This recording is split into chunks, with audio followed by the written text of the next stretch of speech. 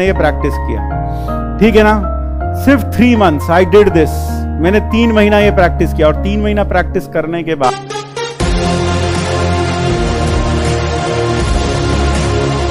से 7 IITs और हर किसी में मुझे याद है लगभग 28 या 14 के करीब सीट्स थी। तो 28 के करीब सीट थी हर IIT में, इंटू 7 कर लो कितना हो गया, 7 8 56, 7 2 देख लो करके, है ना। तो 24 इंटू 168 के करीब ऐसे कुछ सीट्स आएंगी। यानी all over India masters course में मैथमेटिक्स में सिर्फ 168 सीट थी, सातों IIT मिलाकर। ज़्यादा लगा लो 180 होंगी पूरी सातों IIT लगाकर। तो जब प्रोफेसर ने बोला कि आप जॉइंट एडमिशन टेस्ट 2 जो MSc का टेस्ट है वो दो, मैंने कहा यार उसमें सर के उसमें तो क्या हमारी सिटी से आज तक कोई गया? बोले नहीं आज तक तो कोई भी नहीं गया। मैंने कहा ठीक है, तो फिर मैं कैसे जाऊंगा, मुझे तो कुछ पता ही नहीं है, किससे पता करूं क्या होगा क्या नहीं। तो उन्होंने बस बताया कि इस डेट को एग्जाम होता है, उसके पहले फॉर्म भरते हैं, आप फॉर्म भर दो फिर चले जाना, देख लेना एग्जाम देकर। तो उन्होंने ये बात मुझे दिसंबर में कही, और दिसंबर में जब मुझे कही तो एग्जाम था उसका मार्च में। तो दिसंबर से मैंने तैयारी करना शुरू किया, लगभग तैयारी करना शुरू किया। मैंने पढ़ाना थोड़ा कम कर दिया, स्टूडेंट्स को बोल दिया कि भाई अब तुम्हारा एग्जाम है, अब मैं ज़्यादा नहीं पढ़ाऊंगा तुम्हें। तो अभी तो सिर्फ हम क्या करेंगे, अब मुझे पढ़ाई करने दो। तो मैंने 3 महीना लगकर पढ़ाई की है, सच बता रहा हूँ 3 महीना पढ़ाई की है बस ढंग से, 3 महीना बहुत अच्छे से। कैसे दिनचर्या बताता हूँ, मैं रोज सुबह 11 बजे उठता था। रोज सुबह कितने बजे उठता था 11 बजे। 11 बजे उठता था, 11 बजे उठकर 12 बजे तक नाश्ता वाश्ता करके, खाना कह लो नाश्ता कह लो, वो करके पढ़ने बैठ जाता था। लगभग 12 साढ़े 12 बजे पढ़ने बैठा, फिर 3 बजे तक पढ़ा। फिर 3 बजे तक पढ़ने के बाद फिर थोड़ा खाया पिया, घूमे टहले फिरे, फिर 4 साढ़े 4 बजे फिर बैठ गए। 4 साढ़े 4 बजे फिर बैठे तो रात को 9 बजे तक फिर पढ़े। फिर 9 बजे उठे, खाना वाना खाया, घूमा फिरा, 11 बजे फिर बैठे, और 11 बजे से लेकर सुबह 6 बजे तक फिर पढ़ते थे, और फिर 6 बजे सोते थे, और फिर 11 बजे उठते थे। ये मैंने सिर्फ 3 महीना किया, सिर्फ 3 महीना मैंने ये प्रैक्टिस किया, ठीक है ना। सिर्फ 3 months आई डिड दिस। मैंने 3 महीना ये प्रैक्टिस किया, और 3 महीना प्रैक्टिस करने के बाद सबसे पहला एग्जाम आया IIT रुड़की का।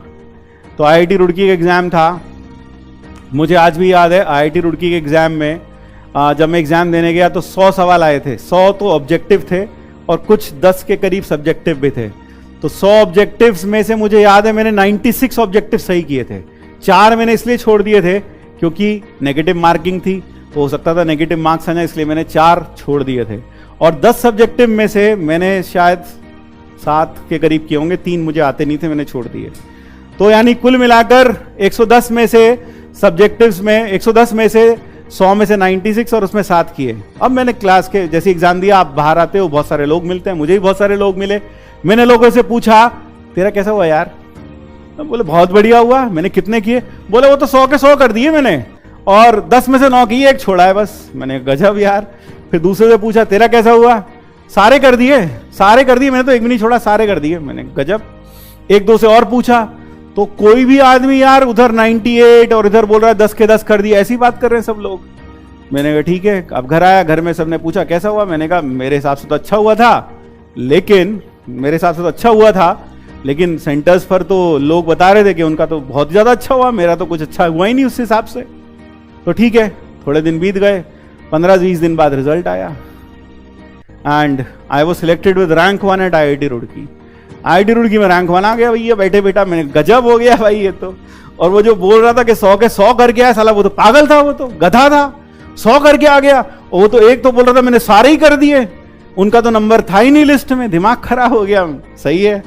अब IIT रुड़की सहारनपुर, जो सहारनपुर रहता है, मेरा एक स्टूडेंट है यहाँ पर, स्टीव फ्रॉस्ट, पता नहीं क्या नाम रखा उसने अपना। तो वो जानता है सहारनपुर से रुड़की बहुत पास है, तो सहारनपुर में रहकर रुड़की में सिलेक्शन हो जाए तो उससे अच्छी बात क्या है। 30-40 मिनट, मेरे ख्याल से 1 घंटे करीब का रास्ता है घर से, कोई दिक्कत नहीं है। तो अब लाइफ चिल हो गई। I got rank 1 at IIT MSc entrance in my Roorkee, IIT Roorkee. अब मैंने फॉर्म तो भरे थे 3-4 जगह के। IIT रुड़की भरा था, IIT कानपुर भरा था, और IIT बॉम्बे भरा था, और IIT BHU भी भरा था। तो फिर अगला एग्जाम आया IIT बॉम्बे का। अब IIT रुड़की में सिलेक्शन हो गया, लाइफ चिल हो गई, पढ़ाना लिखाना मैंने बंद कर दिया।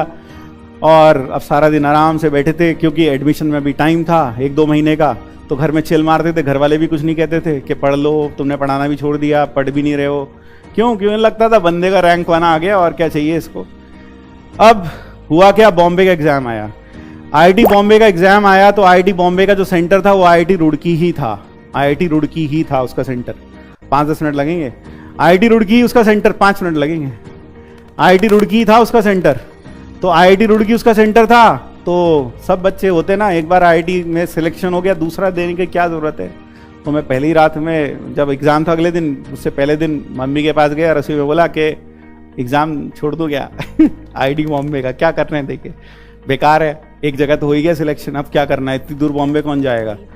तो वही होता है जो तुम्हारे साथ भी होता है। क्या उधर से पापा ने सुन लिया, तो बस फिर वही जो तुम्हारे पापा बोलते, पेड़ पर पैसे लगते हैं क्या, 1,500 का फॉर्म आया था, नहीं भरना तो पहले बोलना था, नहीं जाना था तो जाना तो पड़ेगा, ऐसे थोड़ी होगा। तो ठीक है भाई, अब उधर से जब डांट पड़ी तो लगा कि जाना तो पड़ेगा ही यार अब। तो मुझे याद है अगले दिन एग्जाम जो था मेरा 2:30 बजे था, रुड़की में, सहारनपुर में रहता था, एग्जाम 2:30 बजे था रुड़की में, ठीक है। तो अनमने मन से मैंने घर से बाइक ली, चला गया रेलवे स्टेशन पे, स्टैंड पे बाइक खड़ी की, टोकन लिया, पैसा दिया और जाकर रेलवे का टिकट खरीदा, खड़ा हो गया। ट्रेन आनी थी, पैसेंजर ट्रेन थी, आनी थी 12:30 बजे, और रुड़की से लगभग 1-1.5 घंटा लगता है। तो 12:30 मैंने हिसाब लगा रखा था, 12:30, 1 घंटा लगेगा, 1.5 घंटा लगेगा, तो 1:30-2 बजे तक आराम से पहुंच जाएंगे। ठीक है, जाकर टिकट खरीद कर खड़े हो गए स्टेशन पर। अब जब खड़े हो गए तो यूपी है हमारा, बहुत महान प्रदेश है, तो ट्रेन आई नहीं। 1:30 बजे का टाइम था, ट्रेन 12:30 का टाइम था, ट्रेन आई नहीं, लेट हो गई होगी, कोई बात नहीं, खड़े रहे। 1 बज गया, ट्रेन नहीं आई, अनाउंसमेंट भी नहीं हुआ। 1:30 के बाद इंतजार करते करते 2 बज गए, ट्रेन फिर भी नहीं आई। फिर मैंने हिसाब लगाया कि यार अब तो बड़ा लेट हो गया, अब क्या करें, ट्रेन तो आई नहीं। तो मैंने सोचा अब घर चलो, घर में पापा को दिखा देंगे, देखो टिकट है रेलवे का, नहीं आई ट्रेन, अब मैं क्या करूं, ट्रेन नहीं आई तो मेरा कोई बस थोड़ी है, मैं कैसे जाता फिर। तो लेकिन ये लगा कि घर में तो बड़ा डांट पड़ेगी, वो ये कहेंगे तुम पहले ही देना नहीं चाहते थे, तुमने आरामखोरी की, तो इसलिए तुम देख लो भगवान ने भी ऐसी कर दिया, तुम्हें एग्जाम देने ही नहीं दिया। मैंने घर बहुत डांट पड़ेगी, तो क्या करें। अब क्या करें, तो भाई जब तुम्हारे जितने तो बहुत ज्यादा जोश रहता था, तो क्या किया, बाइक उठाई, चलो रुड़की, बाइक से चलते हैं एग्जाम देने के लिए। तो बाइक उठाई स्टैंड से और चले गए एग्जाम देने के लिए। 40-45 किलोमीटर का दूरी है। बाइक से जब गए, लगभग 2-2:15 बज चुके थे, और मैंने बाइक स्टैंड से निकाली, जब गए रुड़की तो लगभग 45 मिनट या 1 घंटे करीब लगा। और मैं वहां पर जो पहुंचा एग्जाम देने के लिए, 2:30 बजे का एग्जाम था, उस पर लिखा होता है कि 2:30 बजे के बाद 15 मिनट तक आप अलाउड होंगे, उसके बाद आप अलाउड ही नहीं होंगे एग्जाम देने के लिए। तो ठीक है, मैं पहुंचा 3:30 या 3:45 बजे करीब पहुंचा। मैं भागते भागते मैंने अपना देखा कि कहाँ मेरा एग्जाम हो रहा था, तो मैं भागते भागते वहां पहुंचा। लगभग 4 बज चुके थे वहां तक पहुंचते पहुंचते तो 4 बज गए। एग्जाम 3 घंटे का था, 5:30 बजे खत्म होना था। लगभग 1.5 घंटा गुजर चुका था, 1.5 घंटा मेरे पास था। मैं सामने गया, मैंने टीचर को बोला सर ये रहा मेरा एडमिट कार्ड, ये रहा रोल नंबर, मुझे जल्दी से क्वेश्चन पेपर दो, मैं बैठ के करता हूं। उसने बोला तुम तो एग्जाम दे ही नहीं सकते, तुमने देखा नहीं एडमिट कार्ड पे लिखा 15 मिनट लेट के बाद अलाउड ही नहीं है। तो मैंने उन्हें बोला सर ये देखो मेरे कपड़ों पे मिट्टी लगी हुई है, मैं बाइक चला के आया हूं, और ये रहा रेलवे का टिकट, आप चाहो तो इंक्वायरी में फोन करके पूछ लो, ट्रेन नहीं आई, ये भारत सरकार की गलती है, रेलवे की गलती है कि मैं एग्जाम नहीं दे पाया, इसमें मेरी गलती नहीं है, मैं तो वहां खड़ा था। अब वो एग्जामिनर का दिल पिघल गया, उसने देखी मेरी हालत, रेलवे का टिकट भी देखा, उन्हें लगा लड़का सही बोल रहा है, तो उसने कुछ कह के चलो ठीक है यार तुम बैठो पेपर लेकर। तो मैं बैठा, अब पेपर लेकर करने लगा, तो 100 क्वेश्चन, उसमें भी लगभग नहीं 70, हाँ 100 के करीब ऐसे कुछ क्वेश्चन थे, मुझसे बहुत कम बने यार, 70 बने 100 में से, 100 में से 70।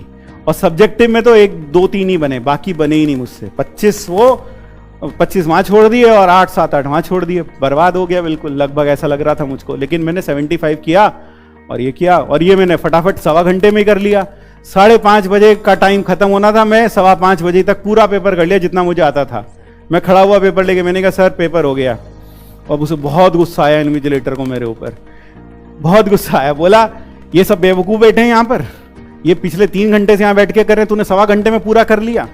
मैंने कहा हाँ सर, जितना आता था मुझसे तो इतना ही हुआ। बोले आता ही कुछ नहीं होगा, तभी तो ऐसा 1.25 घंटे में हो गए तुझसे।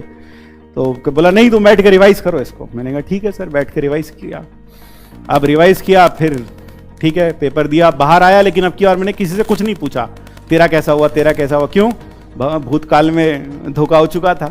तो फिर मैंने घर आया, घर में रात को घर आया बाइक से, पापा ने पूछा कैसा हुआ, मैंने कहा बेकार हो गया, वो तो 100 में से तो 75 ही हो पाए। बस फिर वही डांट शुरू। 2 महीने से तो आराम ही कर रहे थे, पढ़ाई से तो कोई वास्ता था ही नहीं। बस एक बार एक IIT में सिलेक्शन किया, वो हवा में आ गए, ये हुआ वो हुआ, खूब डांट पड़ी। लेकिन फिर जोश था, तो मैंने बोला एक जगह तो हो गया ना, तो इसमें इतना चिल्लाने की बात क्या, एक जगह तो हो ही गया, तो ठीक है। अब मेरे जिंदगी की सबसे मतलब खुश जिसमें मैं कह सकता हूं I was most happiest moment of my life. 15 दिन के बाद घर में लैंडलाइन पर एक फोन आया। अब ध्यान से सुनना, 15 दिन के बाद, मेरे रोंगटे अभी भी खड़े हो रहे हैं ये बोलते हुए। 15 दिन के बाद लैंडलाइन पर एक फोन आया, रात को करीब 8 बजे, 7-8 बजे। मेरी मम्मी ने फोन उठाया, तो जैसे उन्होंने फोन उठाया, मैं दूसरे कमरे में था, वो मेरे पास ही बोले तेरा फोन है किसी का। मैंने किसका फोन है, बोले लग रहा है कोई तेरा दोस्त है उसका फोन है। मैंने कहां से है, बोले बॉम्बे से। मैंने मेरा दोस्त दिल्ली नहीं गया आज तक, बॉम्बे कहां से चला जाएगा। बोले नहीं बॉम्बे से फोन आया है। तो बॉम्बे से फोन आया तो मैंने उठाया, मैंने कहा हेलो। तो उधर से जो दूसरी आवाज थी वो बोले hello, I am professor VD Sharma, I am professor VD Sharma, head of mathematics department IIT Mumbai, and you will be happy to know that you have secured rank 1 at IIT Mumbai. भाई साहब मेरा तो दिमाग खराब हो गया, मेरे से तो फोन ही नहीं मतलब मैं क्या कहूं, मेरे पास शब्द नहीं है बोलने के लिए उस वक्त। क्यों, जब आपने एक्सपेक्ट ना किया और आपको कुछ मिल जाए तो दैट इज अनबिलीवेबल। दिमाग खराब हो गया। मैंने बोला सर मैं आपसे भी बात करने की हालत में नहीं हूं, मैं इतना खुश हूं, मैं आपसे बात ही नहीं कर पा रहा, आप मुझे अपना नंबर लिखवा दो, मैं आपको कॉल बैक करूंगा। तो मुझे याद है अभी भी उन्होंने कहा उन्होंने कहा when you are back in your senses then you can call me, जब तुम अपनी होशाबाश में वापस आ जाओ तब मुझे कॉल कर लेना। तो ठीक है, मैंने फोन रखा। सबसे पहले मैं पिताजी के पास गया, मैंने कहा पता कहां से फोन आया था। मैंने कहा कहां से, कहने लगे कहां से, मैंने कहा बॉम्बे से, IIT बॉम्बे से। कह रहे किसका फोन था, मैंने कहा HOD के मैथ्स का फोन था। तो बोले क्यों, ये बता रहा था फेल हो गया। मैंने कहा फेल होने के लिए फोन करते हैं बेटा, तुम फेल हो गए ये बताने के लिए फोन करते हैं क्या वो। मैंने कहा नहीं। हाँ, तो मैंने उन्हें बताया कि उन्होंने बोला that I have secured rank 1 at IIT Mumbai. तो that was the happiest moment of my life. तो यार जैसा वो खुशी मुझे कभी खुश नहीं हुआ जितना उस वक्त खुश था। तो ऐसी खुशी के पल आपको भी मिल सकते हैं, आप बस मेहनत करें, अपने ऊपर विश्वास करके करते चले जाएं। चीजें मुश्किल लगती हैं, चीजें संभव लगती हैं, मुझको भी लगती थी। सहारनपुर से आज तक कोई नहीं गया था, मैं गया ना पहली बार, तो इसलिए मुश्किल लग सकती हैं, हर किसी को लगती हैं, लेकिन चीजें आसान हो जाएंगी।